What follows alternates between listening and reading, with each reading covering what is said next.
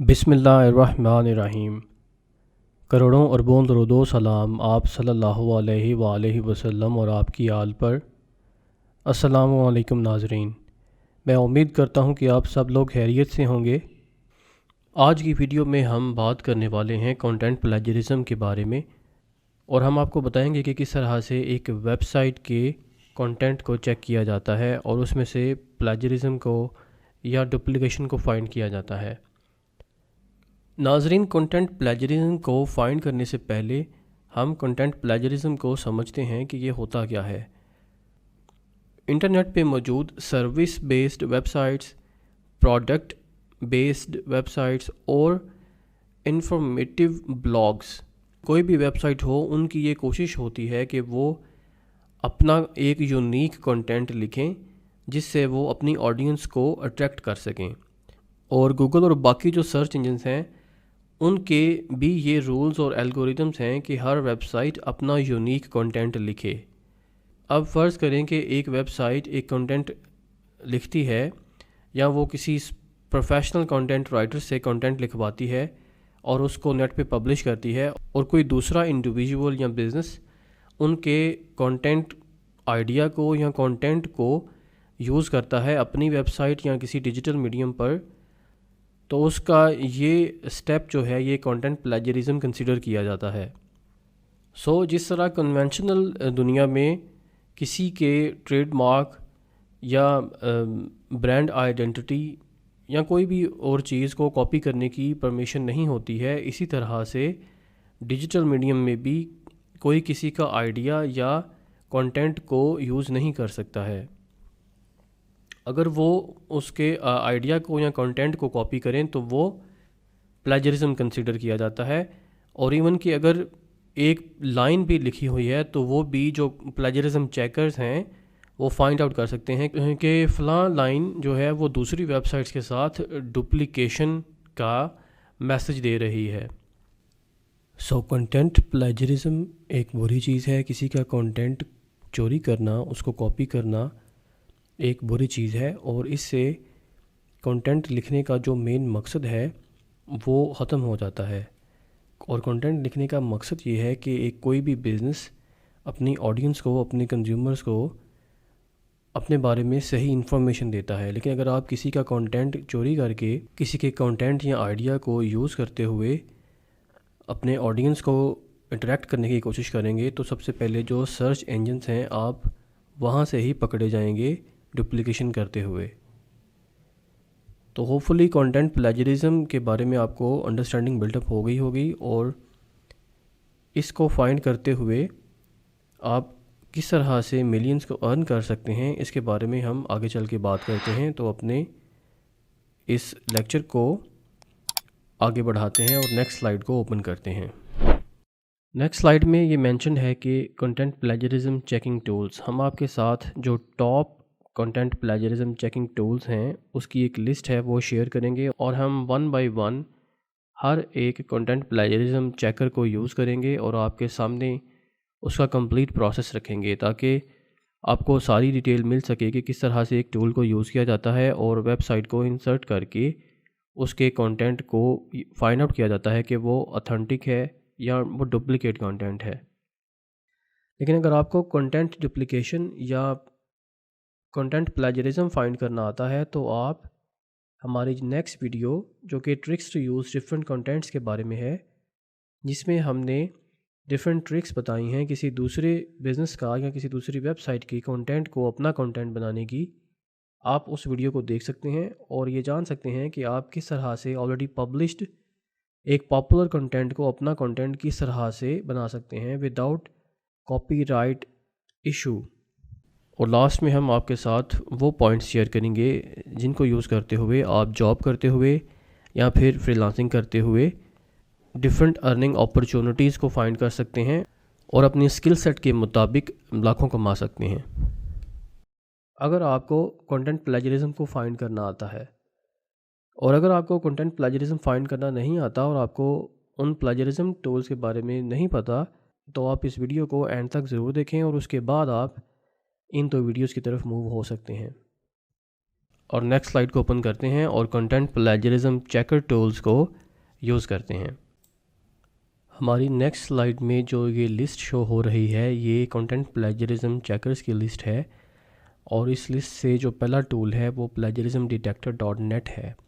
तो हम इस लिंक को यहाँ से कॉपी करते हैं और ब्राउज़र में जाकर इसको पेस्ट करके ओपन करते हैं।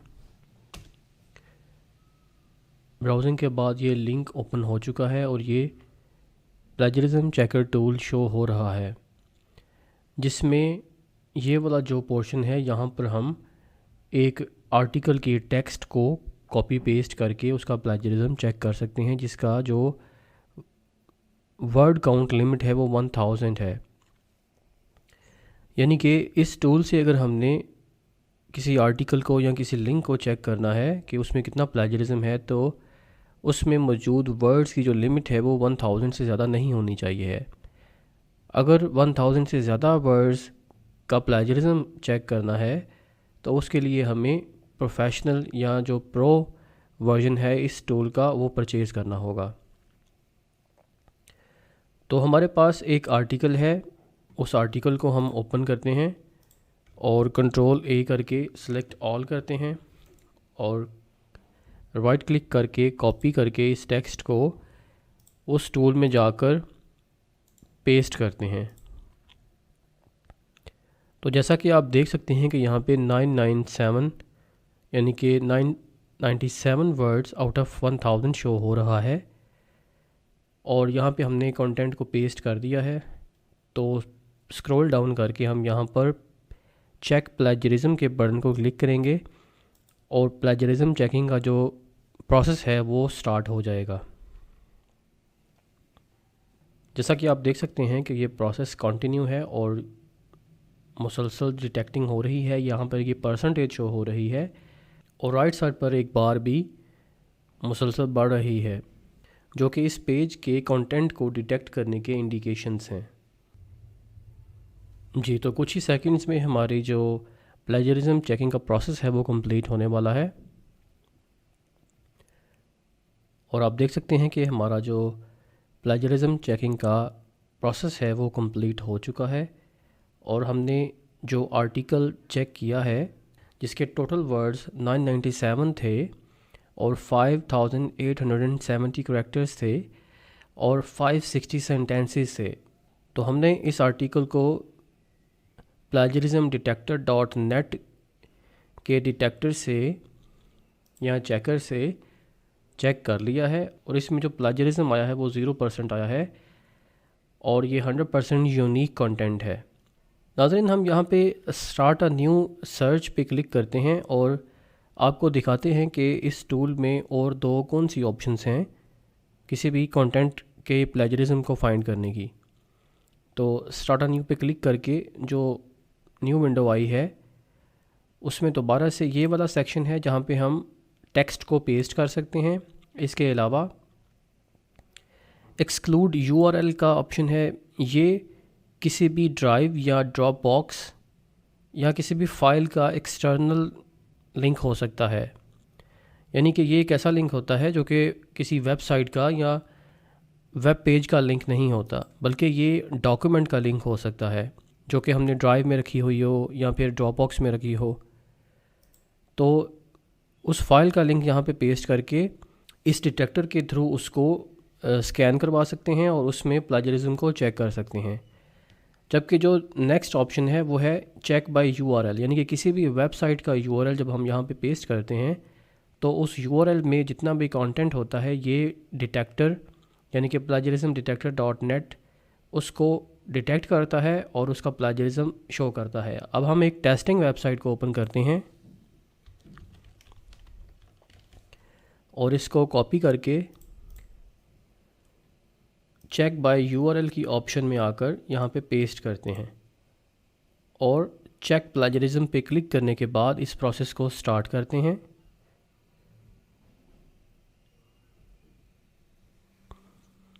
और कुछ देर के बाद ये प्रोसेस कंप्लीट हो जाएगा और हमें उस लिंक पर मौजूद प्लेजरिज्म की परसेंटेज शो हो जाएगी। तो इस पे 100% प्लेजरिज्म शो हो रहा है और इस लिंक पर 489 वर्ड्स 3085 कैरेक्टर्स, 29 सेंटेंसेस डिटेक्ट हुए हैं। और जो कंटेंट डुप्लिकेट है वो यहाँ पर हाईलाइटेड हो के शो हो रहा है। अब अगर हम राइट साइड विजेट में मौजूद व्यू प्लेजराइज्ड सोर्सेज के नीचे इन सोर्सेज को चेक करें तो इस लिंक का जो कंटेंट है वो 3% प्लेजराइज्ड है। अगर हम सेकंड सर्च को ओपन करें तो इसमें वही पेज शो हो रहा है जिसको हमने इस डिटेक्टर टूल में इंसर्ट करके ये कंटेंट डिटेक्ट करवाया है। और इस पेज का 83% जो कंटेंट है वो प्लेजराइज्ड शो हो रहा है। जो नेक्स्ट सर्च है उसको ओपन करते हैं तो उसमें ये एक न्यू वेबसाइट शो हो रही है, इसको हम ओपन करना चाहेंगे। ओपन इन न्यू टैब करते हैं और देखते हैं कि ये कौन सी वेबसाइट है जिसका कंटेंट पहले वाली वेबसाइट के साथ मैच कर रहा है। तो नाज़रीन, ये एक डायरेक्टरी वेबसाइट है जिस पर सेम उसी कंपनी का डेटा शो हो रहा है जिसको हमने डिटेक्टर में इंसर्ट किया था। तो ये डुप्लिकेशन या प्लेजरिज्म में नहीं आता। नेक्स्ट सर्च को ओपन करते हैं और देखते हैं कि यहाँ पे 3% प्लेजरिज्म क्यों शो हो रहा है। ये एक बिंग की सर्च है, bing.com की। इस लिंक को ओपन करते हैं और इसका रिज़ल्ट चेक करते हैं। आप देख सकते हैं कि वो लिंक दोबारा से उसी वेबसाइट में कन्वर्ट हो गया है जो कि हमने डिटेक्टर में फ़ाइंड करने की कोशिश की है। bing.com भी एक डायरेक्टरी वेबसाइट है और उस कंपनी की डिटेल्स इसमें इंसर्टेड हैं जो कि हमने ऑलरेडी इस डिटेक्टर टूल में इंसर्ट की हुई है। नेक्स्ट सर्च को ओपन करते हैं। ये भी एक बिंग का रिज़ल्ट है जो कि सेम उसी वेबसाइट का लिंक है जिसको हमने डिटेक्टर में इंसर्ट किया हुआ है। तो यहाँ पे जो प्लेजरिज्म और डुप्लिकेशन डिटेक्ट हुआ है वो एक्चुअली प्लेजरिज्म नहीं है। ये उसी वेबसाइट के डिफरेंट पेजेस हैं या डिफरेंट पेजेस पर उसी वेबसाइट की डिफरेंट डिटेल्स को इंसर्ट किया हुआ है और लोकल लिस्टिंग या बिज़नेस लिस्टिंग को क्रिएट्स करके उस कंपनी की डिटेल्स को डिफरेंट लोगों तक पहुंचाने की कोशिश की गई है। तो हमने दो तरीक़ों से कंटेंट प्लेजरिज्म को फाइंड करने की कोशिश की है और हम आगे बढ़ते हैं और नेक्स्ट टूल के बारे में बात करते हैं। जो नेक्स्ट टूल है वो है smallseotools.com। हम इसको कॉपी करके ब्राउज़र में जाकर ओपन करते हैं। यहाँ पे आके पेस्ट करेंगे, एंटर प्रेस करेंगे और ये टूल ओपन हो जाएगा। इस पेज पर काफ़ी सारे टूल्स शो हो रहे हैं जिनको हम अपनी ज़रूरत के मुताबिक इस्तेमाल कर सकते हैं, लेकिन अभी हम प्लेजरिज्म चेकर को ओपन करेंगे जो कि फ़र्स्ट नंबर पे शो हो रहा है। इसके ओपन होने के बाद हम देख सकेंगे कि ये पहले वाले टूल से कितना डिफरेंट है। तो इसकी डिटेल्स भी पहले वाले टूल्स की तरह है। यहाँ पे हम कंटेंट को इंसर्ट करके जिसकी लिमिट 1000 है उसको चेक कर सकते हैं और हम एक वेब पेज का URL या फिर स्पेसिफिक URL इंसर्ट करके भी कंटेंट को डिटेक्ट कर सकते हैं और उसको चेक कर सकते हैं कि उसमें कितना डुप्लिकेशन है और कितना प्लेजरिज्म है। यहाँ पे ये कैप्चा को हमें प्रूव करना होगा और यहाँ चेक प्लेजरिज्म पे क्लिक करके हम उस प्रोसेस को स्टार्ट करेंगे। तो आप smallseotools.com प्लेजरिज्म चेकर को ओपन करें और अपना कोई भी लिखा हुआ आर्टिकल या कोई भी वेब पेज यहाँ पे इंसर्ट करके उस वेब पेज का प्लेजरिज्म फाइंड करने की कोशिश करें और आपकी जो कोशिश है उसके जो रिज़ल्ट्स हैं वो हमारे साथ कमेंट में नीचे लिख के शेयर करें और हमें बताएं कि आपका एक्सपीरियंस कैसा रहा है। ये वाला टूल आपको पसंद आया है या इससे पहले वाला टूल आपको पसंद आया है। हम बढ़ते हैं स्लाइड की तरफ और जो नेक्स्ट टूल है उसके बारे में आपको बताते हैं। हमारे नेक्स्ट पॉइंट जो कि थर्ड नंबर पॉइंट है, grammarly.com को हम गूगल पे फाइंड करते हैं और Grammarly प्लेजरिज्म चेकर को ओपन करते हैं। जब हम एंटर प्रेस करेंगे तो हमारे सामने Grammarly का प्लेजरिज्म चेकर टूल मौजूद होगा। हम इस पर क्लिक करते हैं और इसको ओपन करके देखते हैं कि हमारे पास कौन सी ऑप्शंस हैं। Grammarly के प्लेजरिज्म चेकर में हम यहाँ पे टेक्स्ट इंसर्ट कर सकते हैं और फाइल को भी अपलोड कर सकते हैं और इसके अलावा इसके जो फीचर्स हैं वो आप नीचे पेज को स्क्रॉल डाउन करके इनको रीड आउट कर सकते हैं। ये किस किस तरह से आपको फैसिलिटेट करेंगे। हमारा जो आर्टिकल मौजूद है, जो कि हमने इससे पहले टूल पर भी टेस्ट किया है, उसको ओपन करते हैं। तो हम कंटेंट जो कि ऑलरेडी सिलेक्टेड है इसको कॉपी करते हैं और ग्रामरली के ये जो टेक्स्ट सेक्शन है यहाँ पर आकर राइट क्लिक करके उस कंटेंट को पेस्ट करते हैं और उसके बाद स्कैन फॉर प्लेजरिज्म पे क्लिक करके इस कंटेंट में मौजूद प्लेजरिज्म को फाइंड करने की कोशिश करते हैं। स्कैनिंग का प्रोसेस कंप्लीट हो चुका है और हमारे सामने ये मैसेज आ रहा है कि we didn't find any plagiarism but we found 43 writing issues. यानी कि जो प्लेजरिज्म है वो तो डिटेक्ट नहीं हुआ, लेकिन कुछ और इम्प्रूवमेंट्स हैं जो कि ये सजेस्ट कर रहे हैं, जिनमें ग्रामर की मिस्टेक्स हैं, पंक्चुएशंस की मिस्टेक्स हैं और इसके अलावा कंसाइजनेस है, वर्ड चॉइस है, एडिशनल राइटिंग इश्यूज़ हैं जो कि ग्रामरली के एल्गोरिदम ने डिटेक्ट करके आपको सजेस्ट की हैं। हमारा ये जो लिखा हुआ कंटेंट है ये एक प्रोफेशनल कंटेंट राइटर ने लिखा है जो कि पिछले 6-7 साल से डिफरेंट मल्टीनेशनल कंपनीज़ के लिए कंटेंट लिख रहे हैं, लेकिन फिर भी इस टूल ने अपने कुछ फिगर्स एंड फैक्ट्स जो हैं वो कलेक्ट किए हैं जो कि उसने हमारे साथ शेयर किए हैं। हम यहाँ पे रजिस्टर होकर उन पॉइंट्स को जो कि इस टूल ने सजेस्ट किए हैं उनको देख सकते हैं और अपनी ज़रूरत के मुताबिक उनको एडिट कर सकते हैं। अगर इनकी सजेशंस वाकई ठीक हों और हम उनको इम्प्रूव करना चाहें तो कर सकते हैं, और अगर वो ऐसे पॉइंट्स हों जो कि ऑलरेडी सही हों तो हमें उनको चेंज करने की ज़रूरत नहीं है, क्योंकि जो प्लेजरिज्म था वो यहाँ पे डिटेक्ट नहीं हुआ। तो मैं इस प्रोसेस को इस टूल के लिए यहाँ पे कंप्लीट करता हूँ। आप किसी भी आर्टिकल के कंटेंट को फाइंड करके यहाँ पे रजिस्टर भी हो सकते हैं और इनके बाकी दिए हुए पॉइंट्स पर भी काम कर सकते हैं।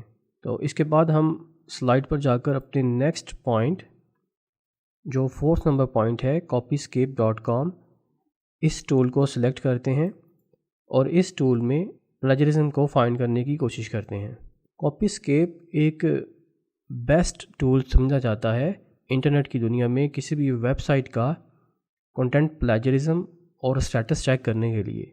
यहाँ पर हमारे सामने एक सर्च बार शो हो रही है जहाँ पे हम कोई भी वेब पेज इंसर्ट करके उसमें मौजूद प्लेजरिज्म को फाइंड आउट कर सकते हैं। तो हम हमारी जो टेस्टिंग वेबसाइट है उसको कॉपी करते हैं और यहाँ पर आकर उसको पेस्ट करके गो पे क्लिक करते हैं और जो रिज़ल्ट्स हमारे सामने आए हैं उनके मुताबिक no results found for home soft paints, यानी कि इस वेबसाइट के लिए जो प्लेजरिज्म रेशो है वो 0 है, तो कोई रिज़ल्ट भी हमारे सामने नहीं आया। तो हम एक और वेबसाइट को ओपन करते हैं और इस टूल यानी कि कॉपीस्केप में उसको टेस्ट करते हैं और उसका प्लेजरिज्म फाइंड करने की कोशिश करते हैं। एक कंपनी में काम करते हुए हमारा एक कंपैटिटर था अमेरिका का, उसको ओपन करते हैं जो कि IM बिल्डर्स के नाम से है, और इस वेबसाइट को अगर हम ओपन करें तो आप इसका फ्रंट एंड भी देख सकते हैं।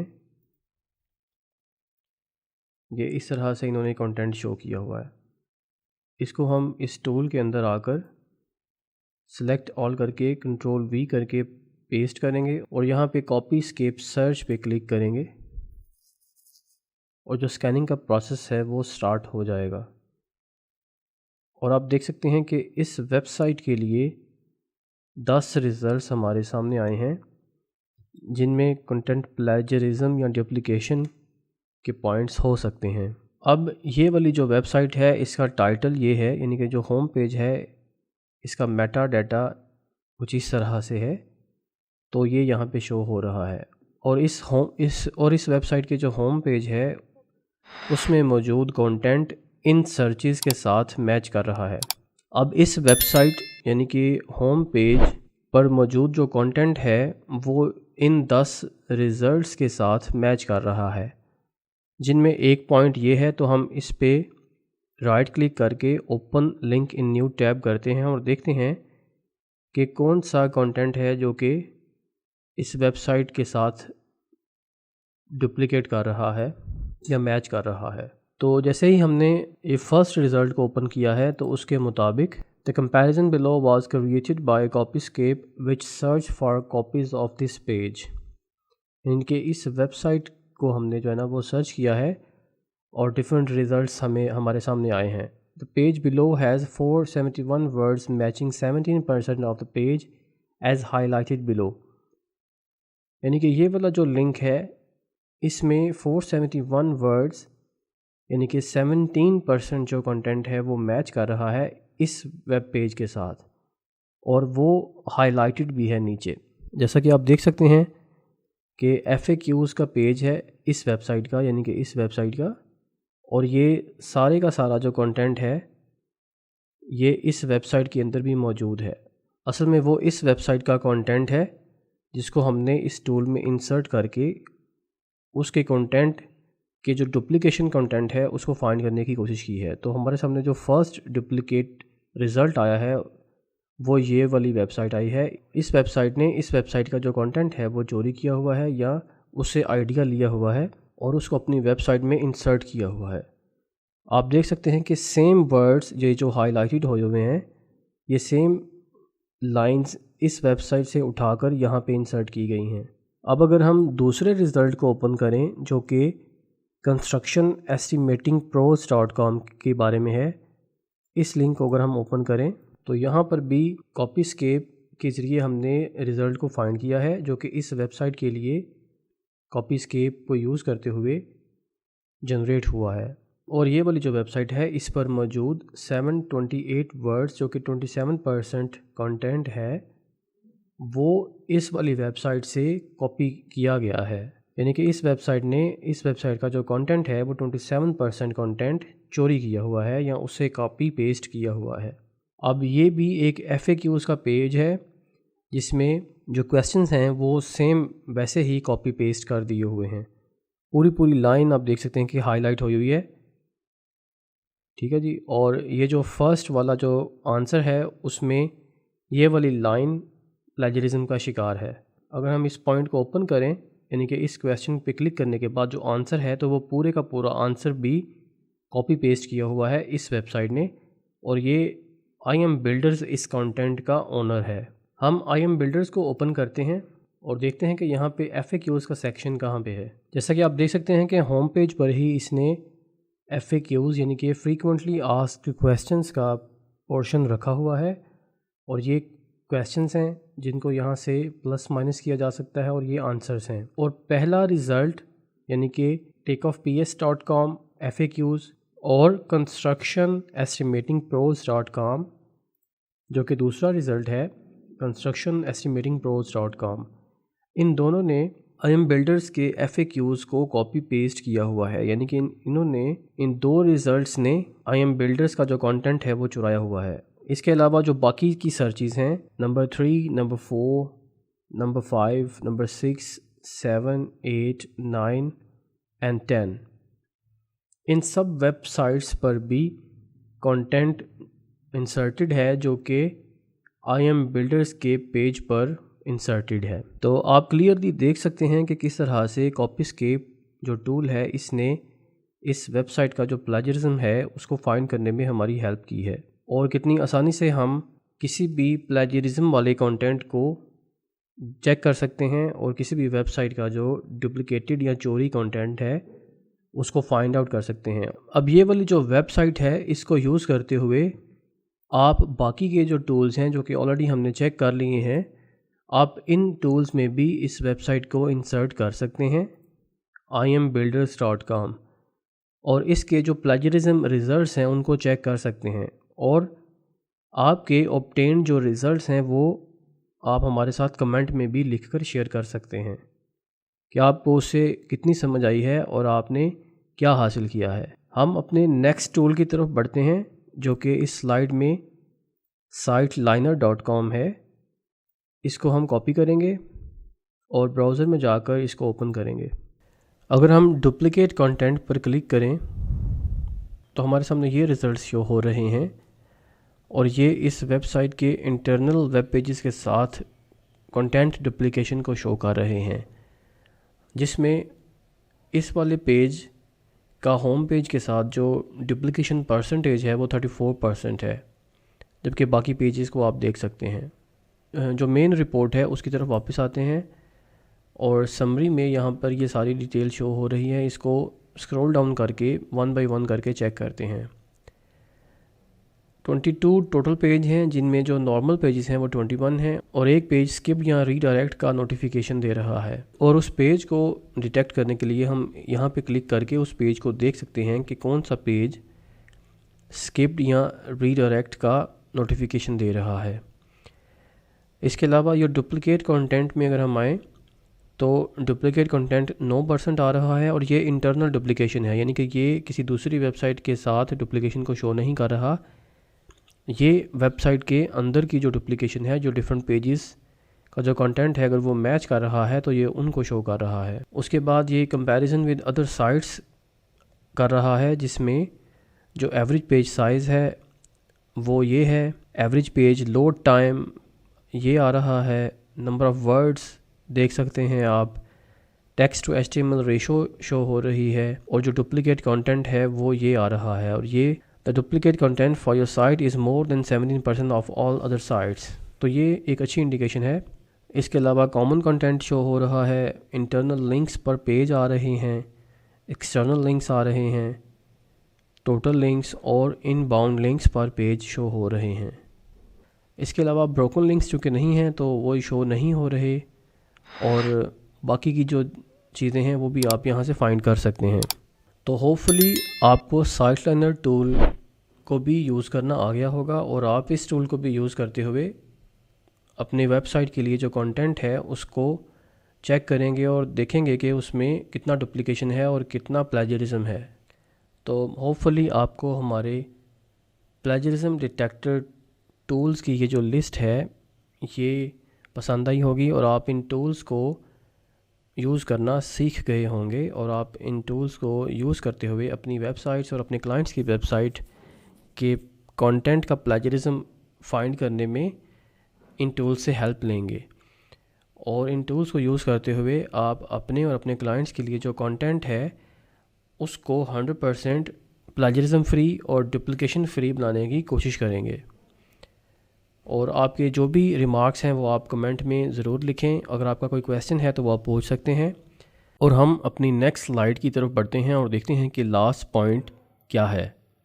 लास्ट पॉइंट के मुताबिक how to earn through finding content plagiarism, यानी कंटेंट प्लेजरिज्म को फाइंड करते हुए हम किस तरह से अपनी स्किल सेट के मुताबिक हज़ारों न लाखों कमा सकते हैं। तो इसमें जो फर्स्ट पॉइंट है इसके मुताबिक find duplication by using best content plagiarism checker, यानी कि हमने कंटेंट प्लेजरिज्म चेकर की जो लिस्ट आपको दी है, आप इस लिस्ट में से किसी एक टूल को यूज़ करते हुए स्मॉल या लार्ज बिजनेस वेबसाइट्स और उनका कंटेंट फाइंड करेंगे। और अगर आप किसी भी वेबसाइट का डुप्लीकेशन कंटेंट फाइंड करने में कामयाब हो जाते हैं तो फिर आपको जो सेकंड नंबर पॉइंट है उसको फॉलो करना होगा, जिसके मुताबिक contact the owner to show your plagiarism report with proofs and earn opportunities, यानी कि आपको उस वेबसाइट या डिजिटल कंटेंट के ओनर के साथ कांटेक्ट करते हुए अपने प्लेजरिज्म प्रूफ्स जो हैं वो शो करने होंगे और उसके बाद आप अपनी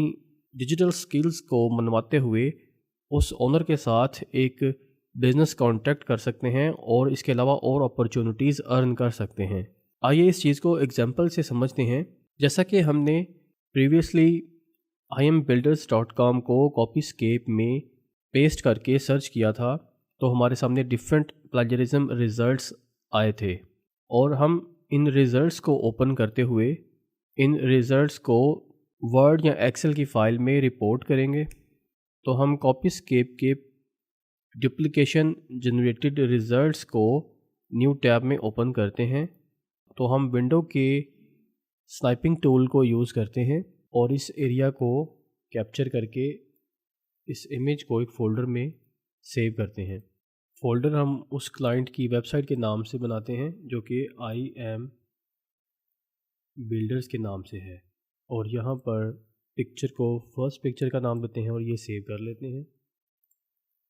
इसके बाद हम स्क्रॉल डाउन करेंगे और दोबारा से स्नाइपिंग टूल को यूज़ करते हुए नेक्स्ट एरिया को कैप्चर करेंगे और फिर इसको सेम फोल्डर में नंबर 2 इमेज से सेव कर देते हैं और इस तरह बाकी सेक्शंस को भी हम स्नाइपिंग टूल को यूज़ करते हुए स्क्रीनशॉट के थ्रू कैप्चर करेंगे और फोल्डर में सेव कर देंगे। हम कोशिश करेंगे कि हम मैक्सिमम डुप्लिकेटेड एरियाज़ को कैप्चर कर सकें, जिससे क्लाइंट को हमारी परफॉर्मेंस और जो प्रूफ्स हैं उनको देखने में और हमारे साथ ट्रस्ट को बिल्डअप करने में आसानी होगी। हम पिक्चर्स में उस वेबसाइट को भी हाईलाइट कर सकते हैं जिसने कंटेंट चोरी किया हुआ है, ताकि क्लाइंट देख सके कि कौन सी वेबसाइट पर उसका कंटेंट यूज़ होया हुआ है। तो इस वेब पेज का हाईलाइटेड और डुप्लिकेटेड कंटेंट जो कि ये वाली वेबसाइट चोरी कर चुकी है, वो हमने स्क्रीन शॉट्स की शक्ल में एक फ़ोल्डर में सेव कर लिया है। और अब हम इस वेबसाइट को ओपन करेंगे और इसके ओनर की कॉन्टैक्ट डिटेल्स को असेस करने की कोशिश करेंगे। वेबसाइट ओपन होने के बाद हमें जो होम पेज पर ईमेल शो हो रहा है वो info@iambuilders.com है। हम मज़ीद कॉन्टैक्ट अस में जाकर देखते हैं कि कोई और ईमेल तो नहीं है। आप देख सकते हैं कि उसने वही वाला ईमेल इंसर्ट किया हुआ है कॉन्टैक्ट करने के लिए। तो हम इस ईमेल को यूज़ करेंगे या फिर हम डायरेक्ट कॉल करके उसके बाद ये प्रूफ्स इस ईमेल पर सेंड करेंगे। हमें ईमेल तो मिल चुका है, लेकिन हम उसके नाम से उसको ईमेल सेंड करेंगे। तो उसके लिए हम उसका नाम फाइंड करते हैं और ये उसने अपनी तस्वीर के साथ एक मैसेज टाइप किया हुआ है और यहाँ पर उसने अपना नाम भी रखा हुआ है। हम उसके नाम को यहाँ से कॉपी करेंगे। तो इस वेबसाइट के फाउंडर का नाम फाइंड करने के बाद हम सबसे पहले इसके ईमेल को राइट क्लिक करके कॉपी करेंगे और अपने अकाउंट में आकर कंपोज से सेंड टू के अंदर राइट क्लिक करके उस ईमेल को पेस्ट करेंगे और सब्जेक्ट में हम लिख सकते हैं duplicate content in your website. और उसके बाद मैसेज में आकर हम लिखेंगे हाय, और इस बिज़नेस ओनर का जो नाम है वो हम यहाँ से कॉपी करेंगे और अपने अकाउंट में आकर यहाँ पर पेस्ट करेंगे।